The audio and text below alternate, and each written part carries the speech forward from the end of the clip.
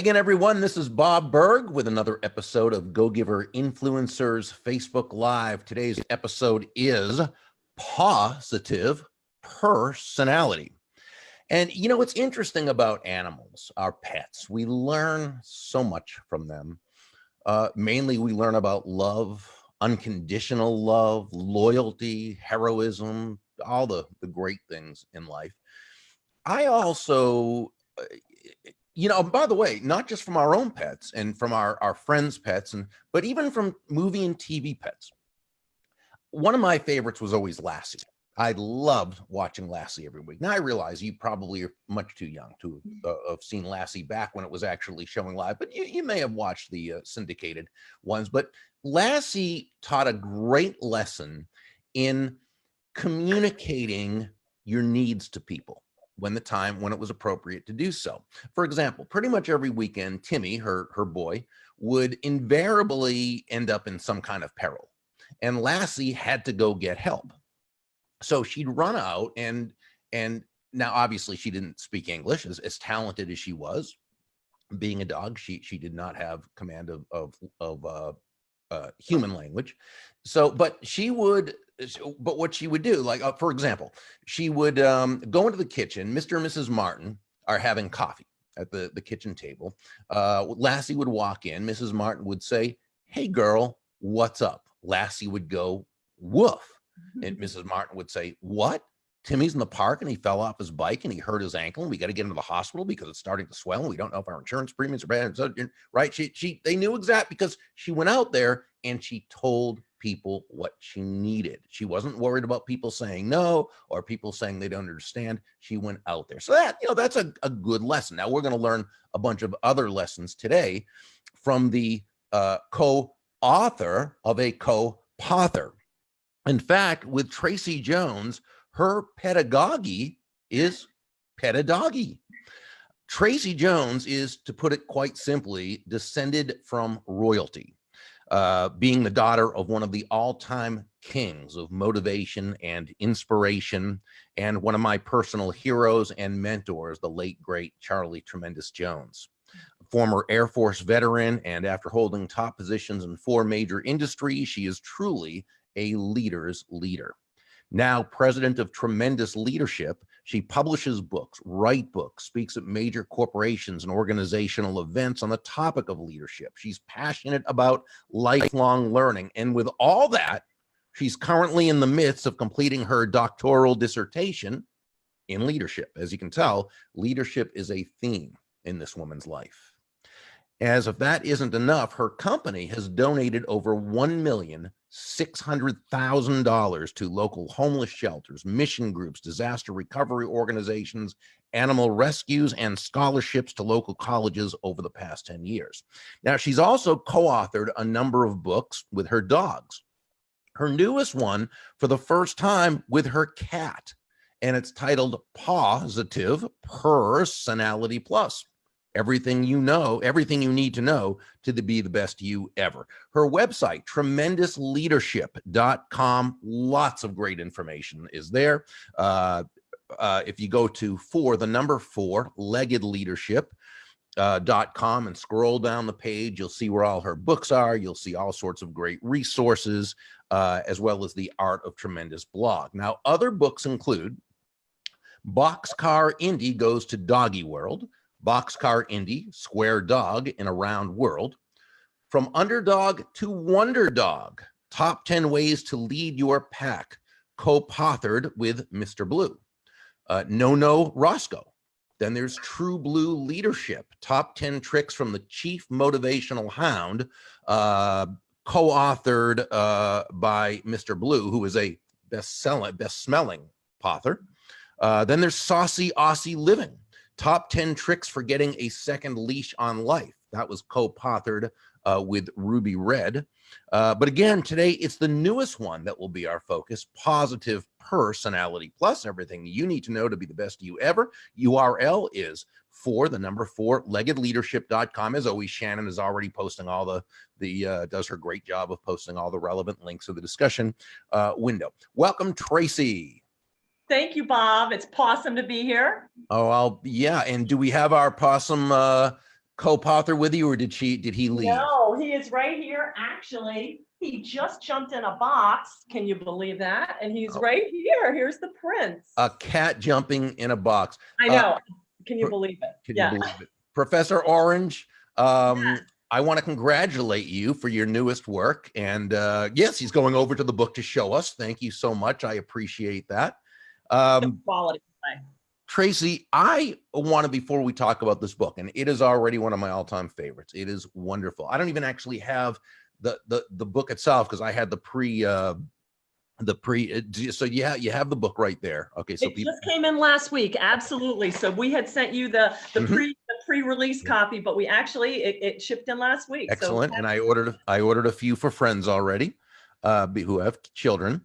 So I want to begin with the Tracey Jones story. I shared a brief part of it in the introduction. So who is Tracey C. Jones, or as I call her, Tracey T for Tremendous Jones?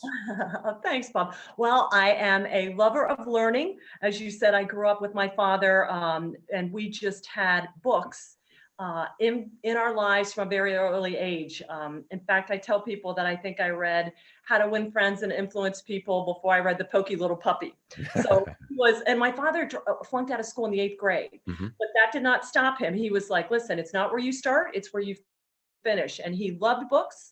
He had an incredible enthusiasm, and he always taught me the two things I learned really watching him was the love of continuous development and just the power of a personality and just making somebody feel so special. He could look at somebody, Bob, you know this, and see the greatness in them.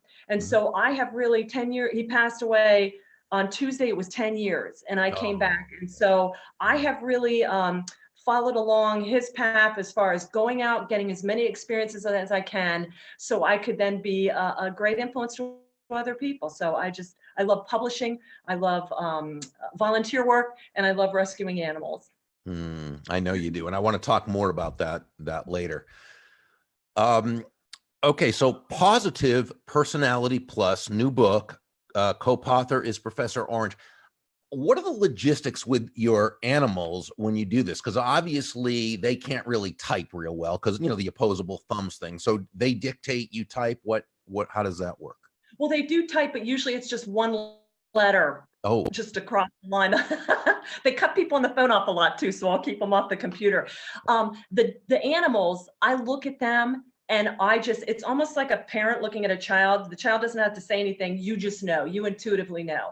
And everything that they do just speaks to me. And then I like to say that they really reveal to me things that I see a leadership lesson in absolutely everything they do because of their loyalty, their forgiveness, their vivaciousness for life.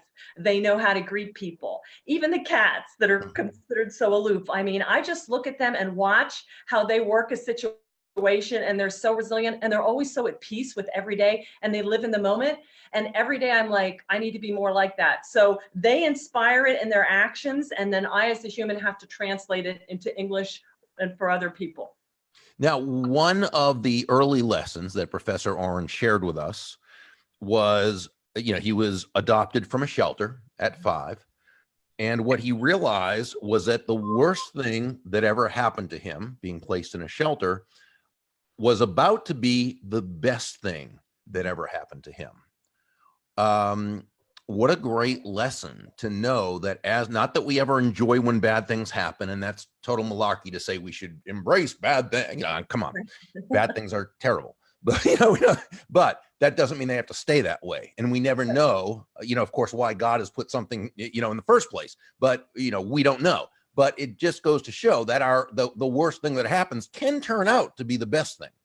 Absolutely. And bad things are going to happen to you in life. That's just life.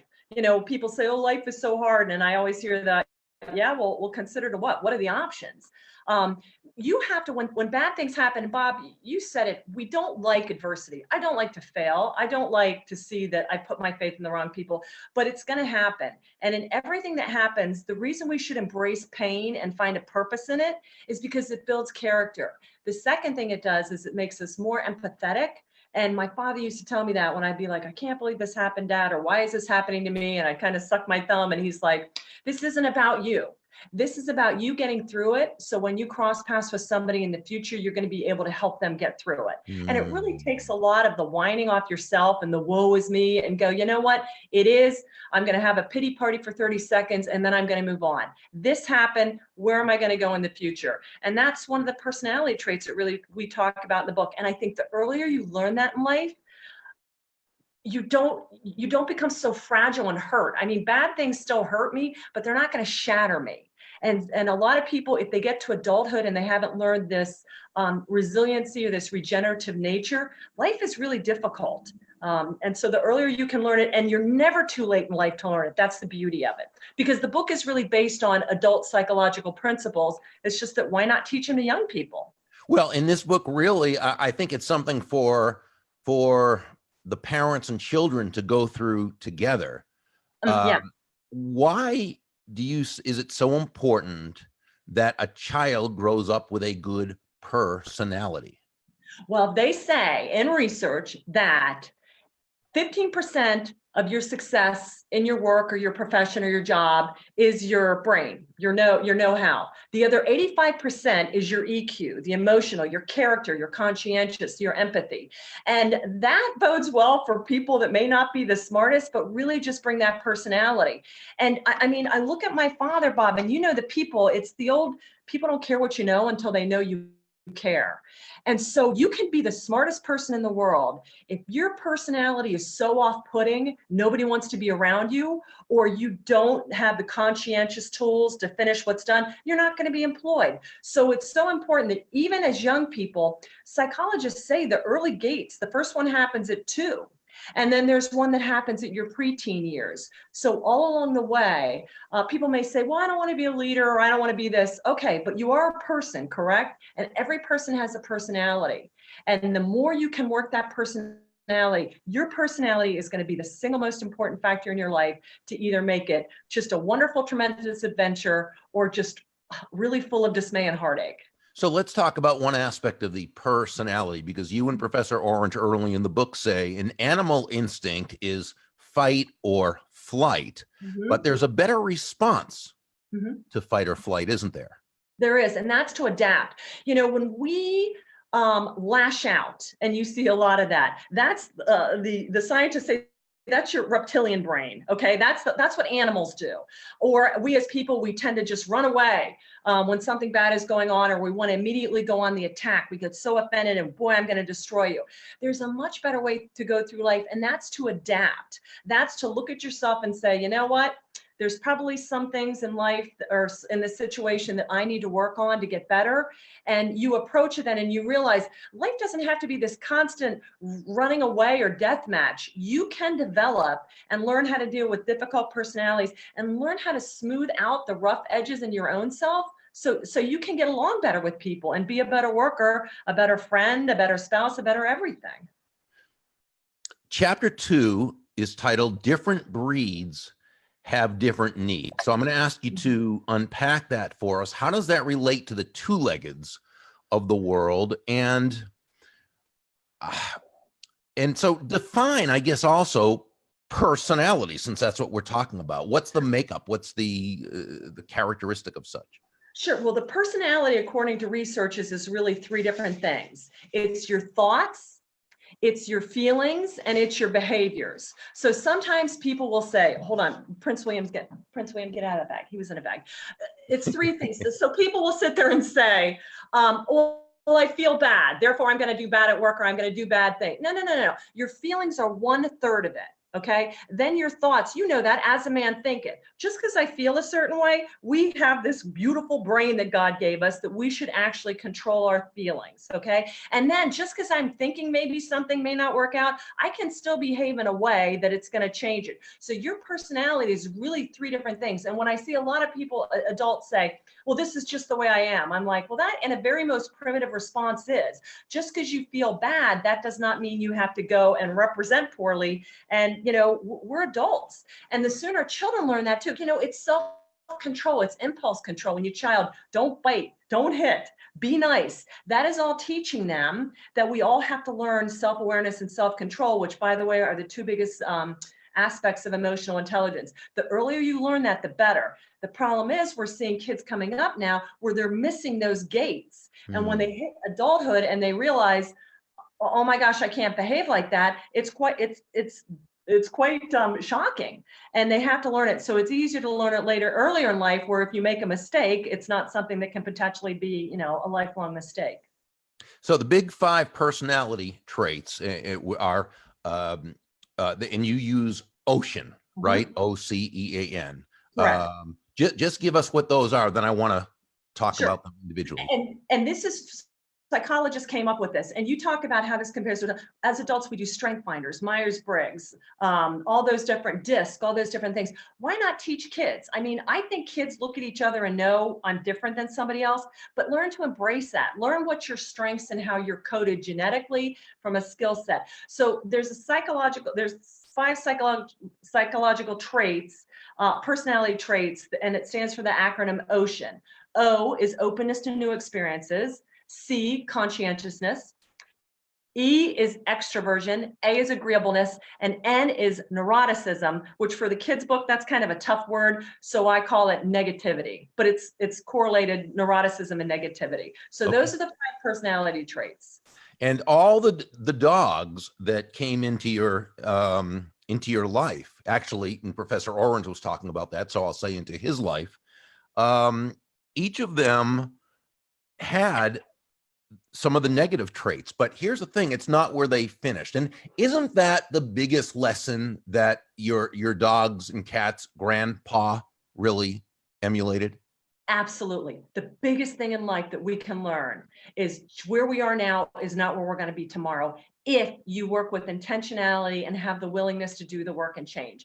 I mean, I think when you teach people, just because you have a bad parent or a bad grade, that doesn't mean you're going to have a bad life. And you can adapt and change as much as you want. The neuroscientists are now saying mental plasticity, we can retrain our brains up until our last breath. And that's really powerful stuff. Okay. Let's talk about Ruby Red, the saucy Aussie who I adore.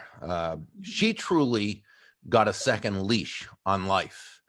Tell us about the backstory of Ruby. Well, Mr. Blue was 10, and I knew kind of he was, going to be gone in a couple years. So I got a second dog, Ruby Red. I love Australian Shepherds. So Ruby's a red merle Australian Shepherd. All I knew is she was from Kentucky and she was 6 years old. I did not realize that she had been used. This came out after when I brought her in the home and saw how absolutely aggressive and fear-filled she was. She hadn't been socialized at all. So she was really closed-minded, and she was so unpredictable that I said, I may not be able to keep this dog. And she kept fighting me because all she knew was a bad life. And I kept saying, Ruby, you have to let the past stay in the past. You have to be open to learning a new way of living in our house. And it took about 1.5 years. We talk about it in the book, and she did. And now she went from closed-minded to open-hearted. And so even if something scared us, we have to be open to that. Not everything in our life is going to be the way it was. It was Mr. Blue, who he was just one of the just loveliest, and just calm and serene. We always talk about he was professional. When we were there taking pictures, and when he does, and people were commenting how professional he is. And I always said that if there was ever a grand dog that your dad would have, it would be Mr. Blue, because he was the dog version, right? Yeah. Just such a great leader. And he co-authored two books on leadership. Was he a good role model for Ruby? Did that help her? Absolutely. And part of the book that we teach children is we are a product of the people that go before us. Yes. And I ask them to reflect on their teachers and friends. Maybe there's some bad people in your life, but seek out the good ones, because we are all standing on the shoulders of the people that have gone before us. So I get them to try to think about who are the people in your life that are really pouring into you. And then how can you start pouring into the people in your life as well? Okay, we're going to skip a few of the chapters just because we're not going to have time, obviously, to get to everything. And there's so much delicious information in this book. I just hope everybody gets one for yourself and one for all of your friends. Just do it. I mean, this is just such a wonderful book. Anyone who has kids or doesn't have kids will love this. So I want to talk about Indy. And I met Indy. I think you had just gotten Indy when Mhm. I met him when I was there. And he kind of, after Mr. Blue passed, now Indy was going to have to sort of take over the role of the CMH, the Chief Motivational Hound, Mhm. and go where, because what you do, Tracy, is you go to a lot of events and you Mhm. bring the dogs with you and people get to meet them and you teach the lesson. So Mr. Blue just loved it. He was fine with that. Again, he was like your dad. He I mean, was he could Charles. work a Yeah. crowd, right? Okay. But Indigo wasn't really like that, and he had to break through that, and he was bashful. And tell us about that. And He was and very and where's the lesson for the child who might be sort of shy and Yeah, absolutely. Well, indigo epitomizes the child that may be more of a creative, kind of introverted. And there's nothing wrong with that because I'm outgoing, but I also have an introverted side. Indigo was very shy in the beginning, would hide behind me, wouldn't even come out. But we had to keep doing this because the kids love seeing me, but they really want to see the dogs, touch the dogs. It's a visual thing. And so Indigo just really learned that he had to come out of his comfort zone and expose people to how sweet he was. So he goes in the room, Bob. I get those. They wear ties. I put those ties on. He starts jumping around, and it's even if you are a more kind of reserved person, the world still needs to see and interact with you. And now he is just an ambassador. He goes. The kids love him. They hug on him, and he has really come around because he pushed outside his comfort zone. okay. And I'm looking at my notes because I can't remember which one right here, but you're saying about how one of your dogs, people are thinking he's so handsome that I think that Professor Orange said people are saying he's as handsome as Brad Pitbull. Correct. This is Wh- correct. They, Okay. they, they all have quite a big fan base. I will say that much. The little girls when we go into school, they're just like, "Oh, he's so cute. He's so cute." It's just precious. And it's funny because you talk about books, obviously, because your dad was the big book guy, and I can't tell you how many books your dad sent me that really changed my life. I mean, it was, and he was a great mentor to me. But you even quoted, or Professor Orange quoted, I think, the famous comedian Groucho Barks, who wrote outside of a book, outside of a dog, a book is a person's best friend. Inside a dog, it's too dark to read. I remember that from Groucho, and that was always one of my favorites. Um, Aside from the usual corporate events you speak at, again, people can also do animal themed fundraisers with you, and even one of your best smelling co-authors. Mhm. Tell us about that, and how do people book you for those? Absolutely. Well, you can get on the website or Four-Legged Leadership. Tonight we're going with Utz for our chip fans. Utz Snacks has a women's mentoring group, and they are bringing in their employees and their employees kids tonight, and we're doing a youth character development thing tonight. The proceeds from this are going to rescue in Kosovo to fly pups back and to find a new home in the States. So there's two that are flying back today that the proceeds will go to get their tickets so they can come back in the States. So always to benefit the animals. Tracy, and I hate to even bring this up because it's so sad, but I think it's so important. Tell us about the situation in Kosovo with dogs, because many parts of the world, dogs are not loved and adored as we love them here. They're treated horribly, and such is the case here. And talk about what you do. You've actually gone there. When you speak over there, you bring a dog back every time. I do. I carry one back. I go over and teach at the Kosovo Leadership Academy, which is a K through 12 youth leadership, and it's just incredible. They're an emerging country, and they're hungry for character development and leadership. They also look at dogs as street animals, and so they're just street dogs, and people are scared of them. They're viewed more as mongrels, and they don't view them as they don't like us. So there's quite a bit of sad things that happen. So every chance I get over, I connect with a wonderful Kosovo pet rescue over there. And I go out on a plane and they show up with the passport and the papers. Then I ferry an animal back and a rescue meets me stateside and that pup goes off. last January, I brought one back, and we got laid over at Frankfurt, and Frankfurt, the Germans love their dogs. So me and this beautiful dog Bella, we just toured the airport, telling everybody about pet rescue, and it was just a wonderful thing. Okay, wonderful. I want to ask you in a moment about Gus Gus. First, one of the pages, and again, I don't have the actual book yet; it's on its way to me. But I had of course, the pre-published copy, and this is one of your. I take it that this might be Mr. Blue giving some Yoda-like advice to Professor Orange. I'm not sure, and I don't know if anybody can see it or not, but it says, "Meow or meow not, there is no meep." Exactly. Here we go. Well, we said that Blue, you talked about Blue, so there, yeah, because we're big Star Wars fans in this family. We call Blue the Blue Yoda, and Prince William of Orange, Professor Orange, is the Ginger Jedi. Blue taught us all. Blue came into my life when I was going through a personal and professional double whammy disaster, and that dog really that dog was a gift from God. Brought me back from the edge. So Mr. Blue has really impacted a lot of our lives, and we're just continuing the legacy.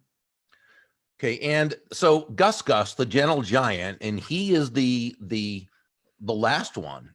Yes, got him August a year ago. And he was not very agreeable. He was the baby of the family. He whined and complained, and you have a no complaining rule in your family, like our friend John Gordon, who wrote the great book, The No Complaining Rule, one of my favorites. And so how did Gus Gus, and how does this translate to a young boy or girl who might have some behavioral issues? Well, in that chapter, we talk about the trait of agreeableness, which is about being not selfish, but tuned into other people, being compassionate, being empathetic, just being a nice person. I mean, heck, it translates into the adult world too.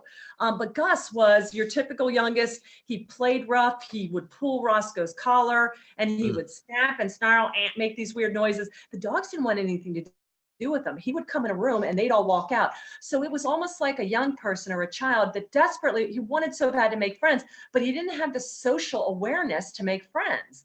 Well, he had to learn. They taught him how to play nice, how to be not obnoxious. We worked on the whining, and now he's everybody in the neighborhood's favorite. So it just goes to show you, if you think you can't make friends, I had difficulty making friends as a child. I was too pushy. I was in everybody's face, and I had to learn, Tracey, you need to tone it down, okay? You need to learn how to respect other people's spaces and watch the cues. So that's really what Goliath, we call him the gentle giant, has learned how to do.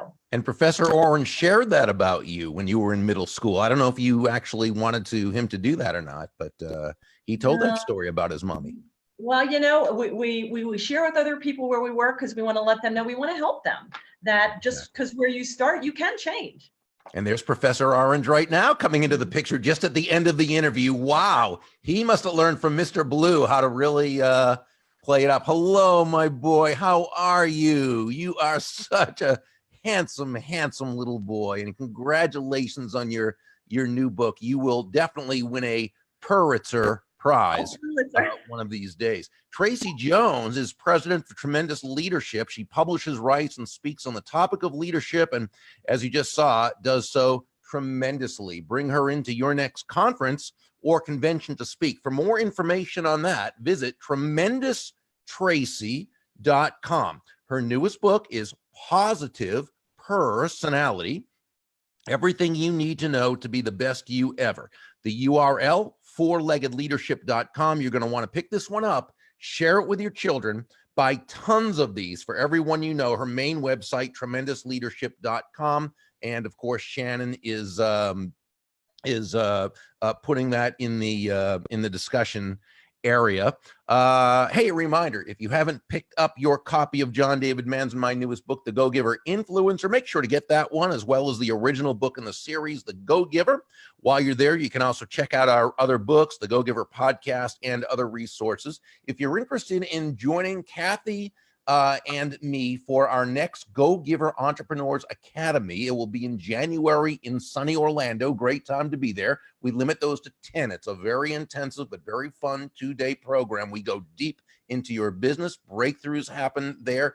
We've got about 4 people, I think, right now signed up. We limit it to 10, so make sure to get there now. Go to Go-Giver Entrepreneurs Academy. .com. Hey, make sure to join our Facebook page. That is Go Giver Influencers. I know Shannon's putting all that there as well. And I just want to thank Professor Orange and his mom and co-author Tracey Tremendous Jones. Thank you again, my friend. Keep up the tremendous work. I know you will. Thank you, Bob. Thank you so much, everyone. And until next time, this is Bob Burg wishing you a great day and a tremendous week.